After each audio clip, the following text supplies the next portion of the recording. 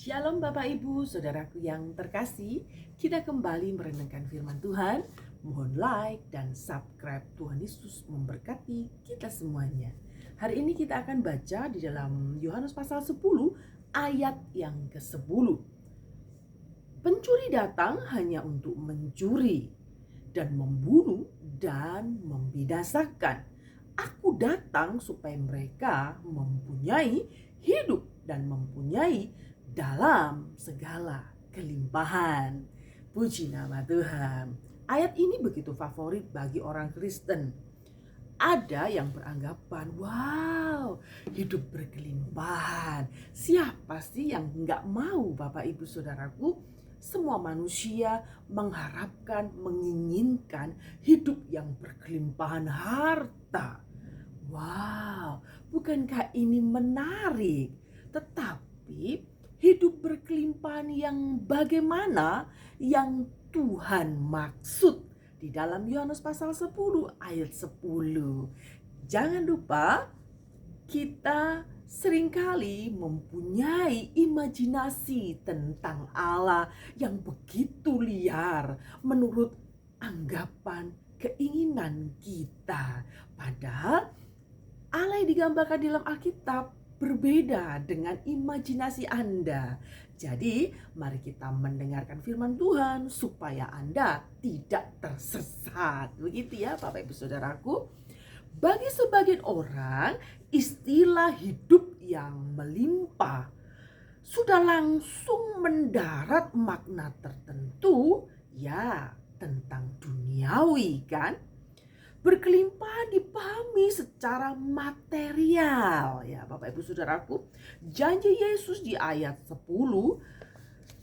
pasal 10 ayat 10 ini dikaitkan dengan kekayaan, kesuksesan, popularitas dan hal-hal lain yang mencari kesenangan dan kenyamanan hidup di dunia ini. Daripada hidup susah-susah, ikut Tuhan saja loh, bisa cepat kaya. Apa itu benar? Saya menolak teologi kemakmuran, Bapak Ibu Saudaraku.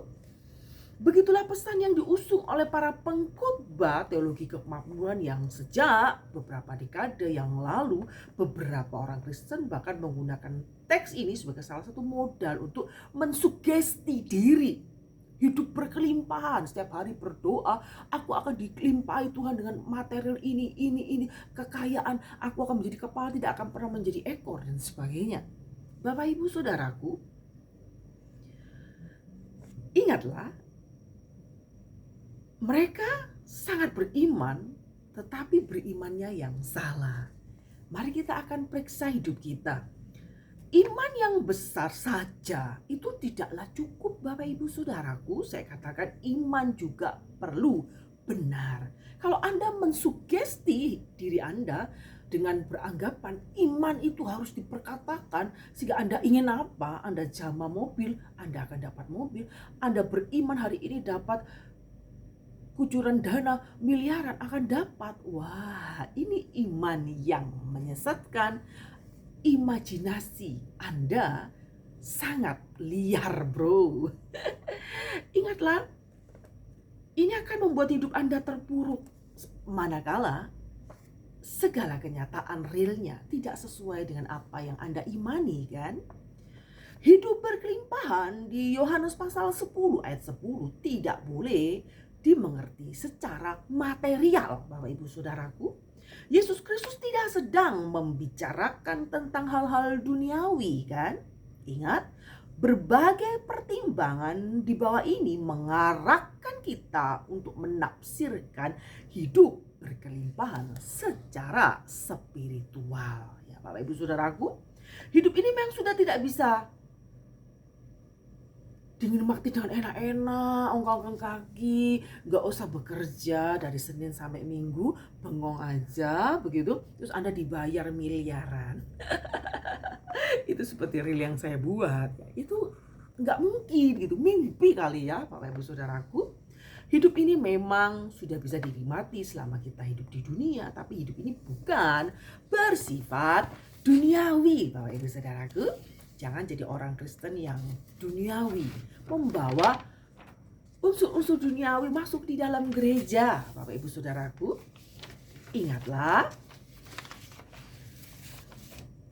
dari sisi konteks kita perlu memperhatikan seluruh ayat 10 ini ya Bapak Ibu Saudara, tidak boleh asal pilih dan kutip. Jadi banyak orang Kristen hari-hari ini suka asal kutip ayat, terus dia punya ide yang mendukung sehingga dia cari ayat yang mendukung. Itu nggak boleh Bapak Ibu Saudaraku.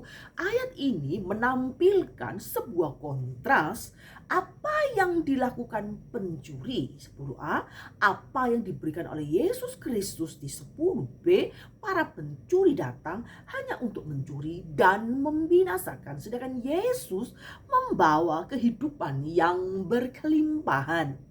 Ingatlah, siapa sih yang dimaksud pencuri dalam hal ini? Untuk menemukan jawaban, kita perlu mencatat baik-baik waktu antara pasal 9 ya, pasal 10 tidak ada kalimat transisi sama sekali dalam hal ini.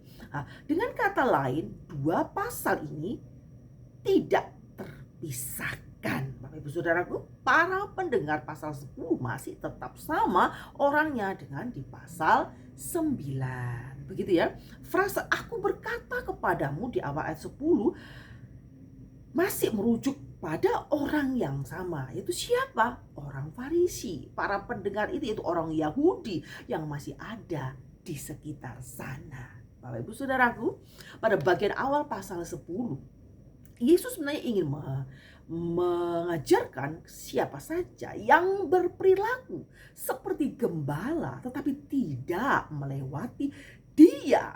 Ya, dia itu Yesus.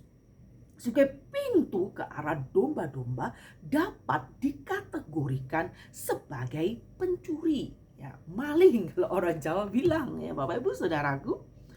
Orang-orang Farisi tentu saja termasuk dalam kategori ini. Mengapa ya? Bukankah dia rohaniawan?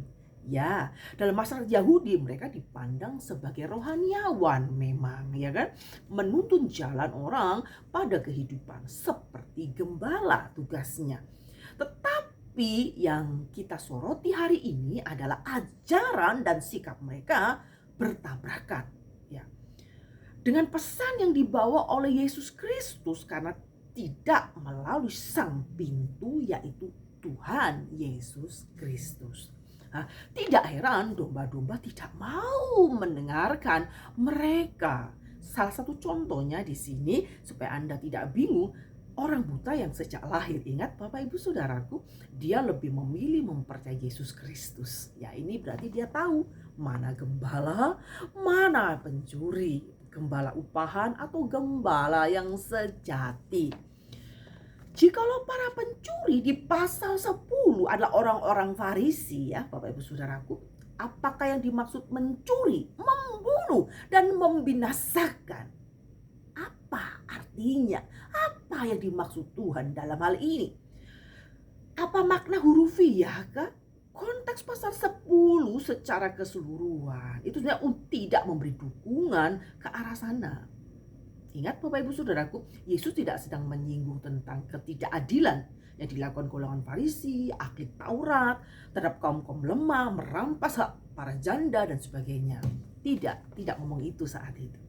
Konteks pasal 10 secara keseluruhan itu mengarahkan kita untuk memahami kehidupan berkelimpahan. Ini fokusnya kita hari ini tentang kehidupan yang berkelimpahan ya. Di ayat 10 secara spiritual.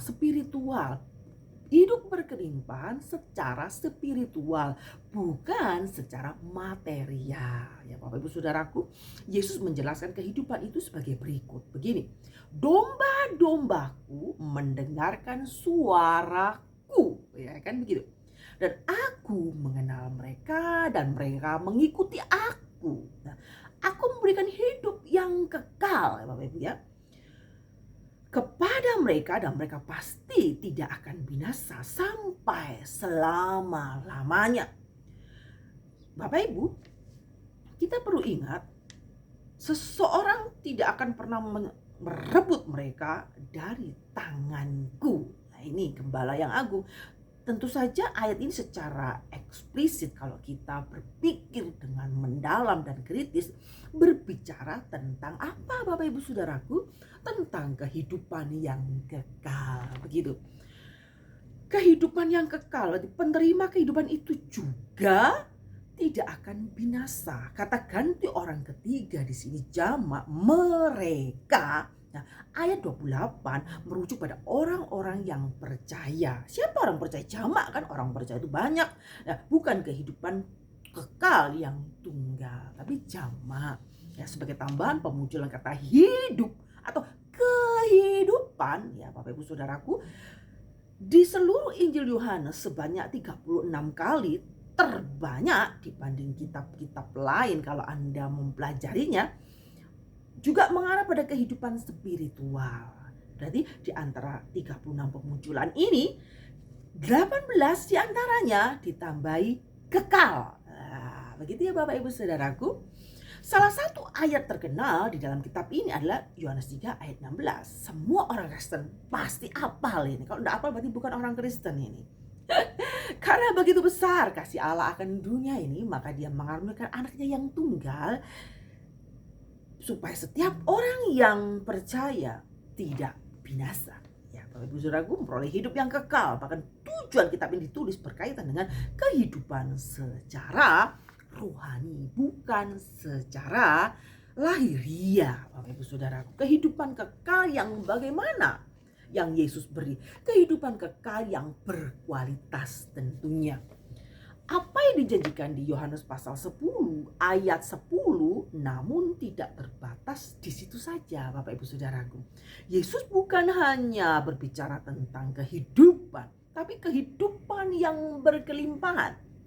Kok saya miskin, Pastor? Kok saya miskin, Bu? Kok saya tetap merana hidup ini?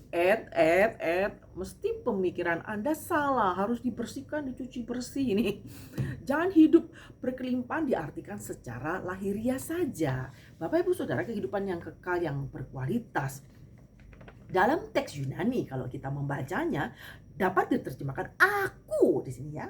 A huruf besar, aku datang supaya mereka memiliki hidup dan supaya mereka memilikinya secara melimpah. Ya Bapak Ibu Saudaraku, pengulangan kata ganti aku di sini, aku menekankan supaya kontras antara Yesus Kristus dan siapa? Pencuri. Ya, ini dikontraskan antara Yesus Kristus dan pencuri Bapak Ibu.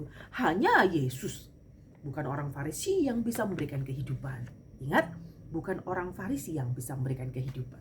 Bukan tokoh agama, pencetus agama yang memberikan kehidupan. Tetapi Yesus yang memberikan kehidupan yang kekal. Ingat Bapak Ibu Saudaraku, supaya mereka memiliki secara melimpah. Wah, ini senang ini orang Kristen kalau mendengar kata-kata melimpah. Menerangkan kehidupan kekal di bagian sebelumnya. Kata dasar perisos, ya perisos di sini biasanya merujuk pada jumlah atau ukuran yang luar biasa melampaui batasan normal, begitu. Nah, misalnya di dalam Matius 5 ayat 4, ya Matius 5 ayat 47, Roma 3 ayat 1, 2 Korintus 9 ayat 1. Jadi Yesus Kristus tidak hanya memberikan kehidupan yang kekal saja, tetapi kehidupan kekal yang berkualitas, gitu ya. Puji nama Tuhan, kehidupan kekal yang berkualitas itulah yang Yesus berikan kepada orang yang percaya, yaitu saya dan saudara. Kehidupan yang berkualitas dalam metafora pengembalaan kuno di Israel. Anda perlu tahu supaya tidak bingung. Domba-domba bukan hanya membutuhkan perlindungan di sini ya. Keamanan di dalam kandang saja tentunya, ya kan? Berarti tidak membutuhkan perlindungan dan keamanan di dalam kandang saja. Mereka juga butuh keselamatan dari bahaya di luar, karena di sana ada banyak pemangsa, ada banyak binatang buas yang bisa mengintai, memangsa mereka sewaktu-waktu. Jadi mana juga kelimpahan makanan, ia akan selama dan ia akan masuk dan keluar menemukan padang rumput. Ya, puji nama Tuhan. Seperti itulah kehidupan kekal kita, Bapak Ibu Saudaraku. Kita bukan hanya diselamatkan dari murka Allah saja sebenarnya. Kita juga akan menikmati Allah. Tidak cukup bagi Allah hanya memberikan kepada kita perlindungan dari api hukuman saja. Dia juga ingin agar kita menikmati kehadirannya. Kehadirannya itu membuat damai sejahtera melebihi dari uang miliaran, Bapak Ibu Saudaraku. Ada banyak orang kaya sampai dia tidak bisa hidup bahagia tanpa hadirat Tuhan. Kesepian, kekosongan hati hanya bisa diisi oleh Yesus Kristus Sang Pencipta. Dialah Gembala yang agung yang kita percaya. Keistimewaan tentang kehidupan kekal di dalam Kristus itu seperti apa, Bapak Ibu Saudaraku? Dijelaskan perlu dilihat ada dua sisi yang harus kita pelajari, yaitu konteks Yohanes 10 dan kultur Yahudi pada waktu itu. Kita harus tahu kulturnya bagaimana pada saat itu, pada saat Tuhan Yesus berbicara.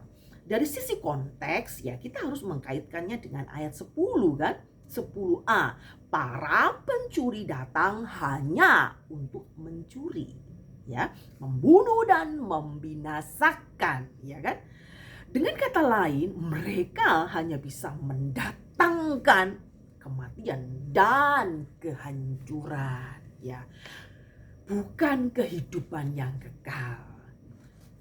Yesus memberikan bukan hanya kebalikan dari semua itu. Yesus tidak hanya menggunakan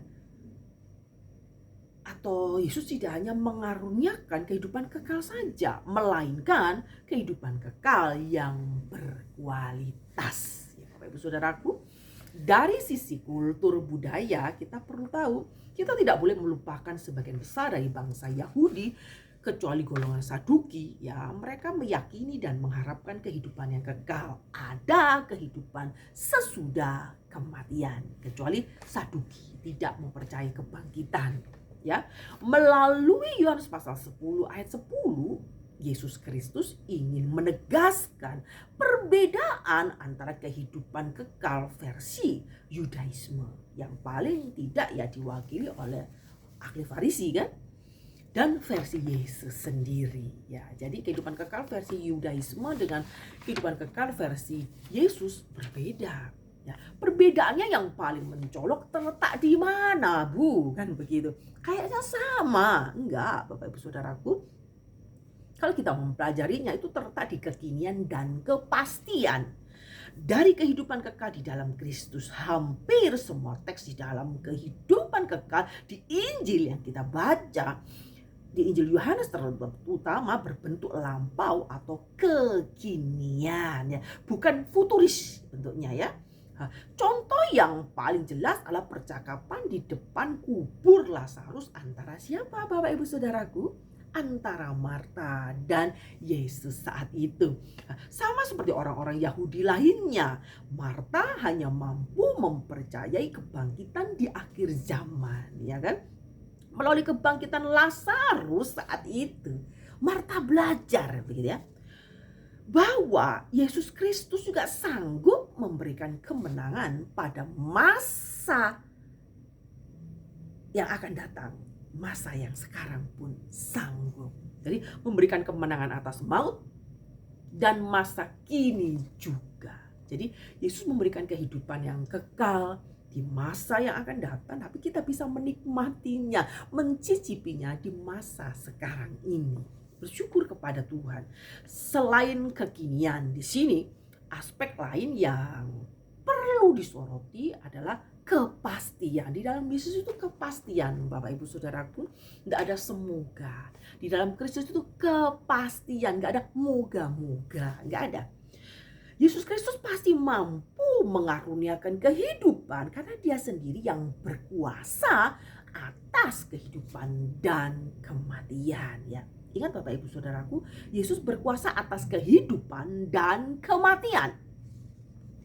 Sang Gembala yang baik dan berkuasa, Dia berkuasa memberikan nyawanya dan mengambilnya kembali. Ini yang bedanya. Ada banyak orang berkorban demi istrinya, demi anaknya, demi negaranya. Tetapi kalau sudah mati ya selesai. Tapi Yesus mampu mengambilnya kembali. Dia adalah Alfa dan Omega. Dia memberikan kehidupan. Dia sanggup karena dia adalah Allah. Kalau Anda menolak keilahian Yesus, ya terserah. Tapi kami orang Kristen sangat percaya akan kebangkitan. Ingat Bapak Ibu Saudaraku, dia bukan hanya sanggup memberikan janji, dia sudah membuktikan sendiri. Dia mati di kayu salib, menebus dosa kita. Ingat, kematian Yesus itu sangat-sangat mengerikan. Ya, penderitaannya sangat-sangat luar biasa. Ingatlah, sejak dia lahir saja dia tidak punya tempat di dunia ini. Dia kemana, lari kemana. Ya, selalu dikejar. Tidak nyaman. Itu demi siapa? Demi kita. Dia mati juga demi kita. Bangkit pun supaya kita memperoleh hidup yang kekal. Ya, Bapak Ibu Saudaraku, banyak orang mau dan telah memberikan nyawa untuk melindungi orang lain yang mereka sayang, yang sudah saya katakan tadi ya. Para pahlawan berkorban bagi negaranya, itu lumrah. Ya, orang tua bagi anak-anak mereka, iya, kekasih bagi pasangannya. Namun berapa banyak pertanyaan yang mampu mengambil kembali nyawa itu? Kita hanya bisa berkorban. Setelah mati ya selesai. Aku akan mati demi kamu, minum racun terus dia mati. Gitu. Tetapi kita tidak bisa mengambil nyawa kita kembali. Tapi Yesus mampu mengambilnya kembali. Dia mati dan bangkit.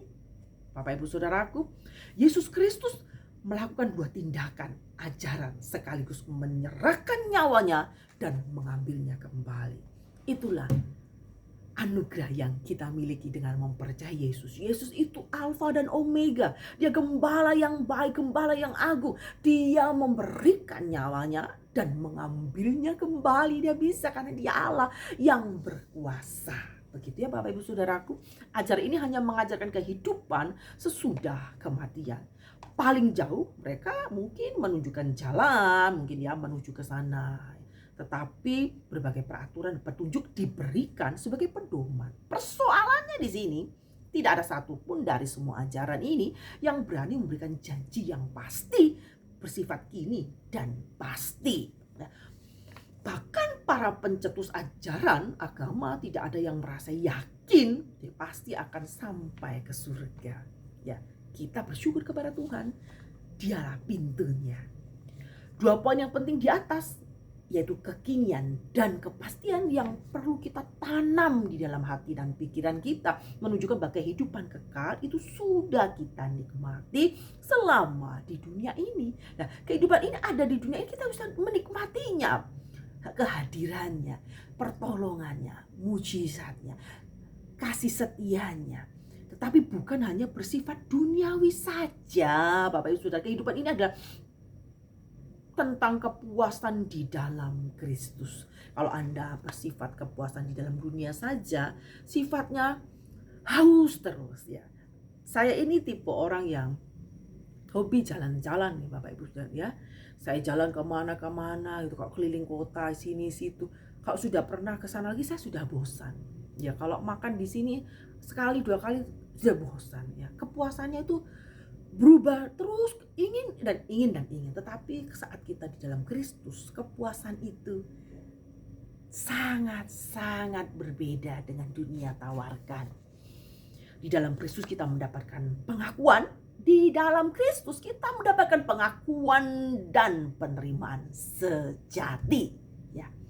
Ingat Bapak Ibu Saudaraku, kita orang yang sudah ditebus oleh darah Kristus yang mahal tentunya. Jangan anggap remeh pengorbanan Kristus di kayu salib. Ya Bapak Ibu Saudaraku, sebagai gembala Yesus telah rela memberikan nyawanya untuk menebus kita. Bahkan di dalam Kristus kita menemukan keintiman, penuh kasih sayang, hadiratnya. Ya, sebagai gembala dia mengenal kita. Bapak Ibu Saudaraku, dan kita pun harus belajar mengenal Yesus. Jangan hanya Yesus yang mengenal kita. Kita harus belajar mengenal Yesus dengan versi yang di Alkitab, bukan versi imajinasi kita yang liar. Ya, Bapak Ibu Saudaraku, ingatlah di dalam Kristus kita perlu menengadahkan kepala dan menyerahkan segala sesuatunya kepada Tuhan, berserah kepada Tuhan.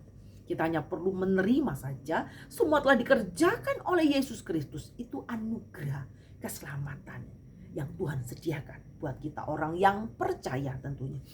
Ingatlah Bapak Ibu Saudaraku,